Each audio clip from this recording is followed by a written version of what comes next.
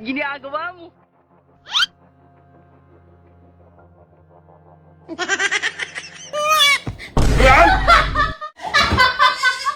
Sarap ng panaginip mo, no?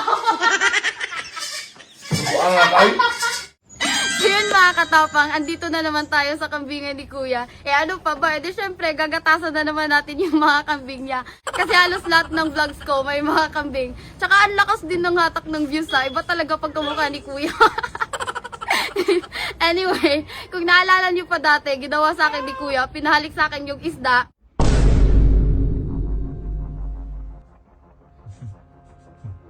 Ngayon naman, babawi tayo. May bagong panganak na kambing si Kuya dyan. Yun yung gagamitin natin pangalik sa kanya. Tara, puntahan natin. Ginagawa mo? Sunod-sunod mga anak ng kambing ni Kuya dito mga katapang. Tsaka padami na ng padami yung mga kambing niya. Ito. Hala!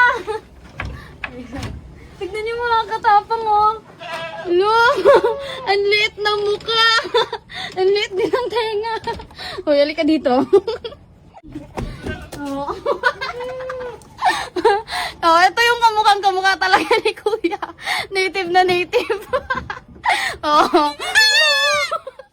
Magantay ka, Kuya. Ito na yung pambawi ko sa'yo.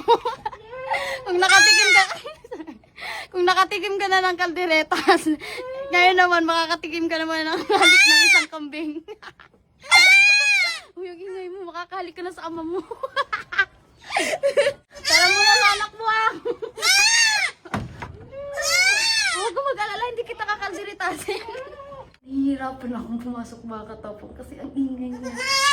Binaamo ko muna.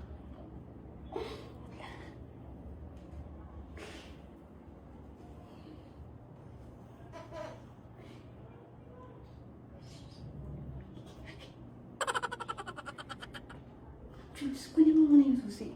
Sa bulsa ko. Kinuha ko yung susi ni Kuya mga katapang. Hindi niya alam. Kasi matagal ko nang plinano tong content na to.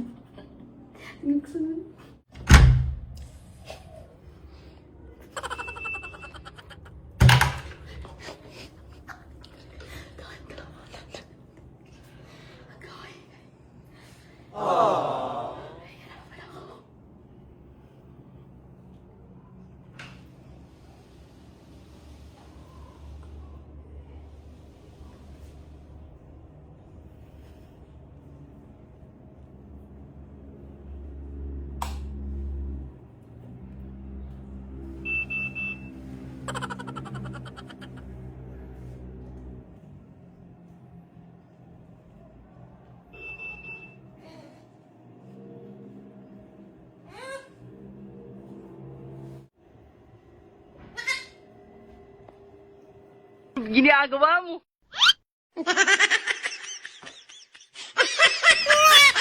Yan! Stay guy! Sarap ng panaginip mo, no? Buang nga tayo!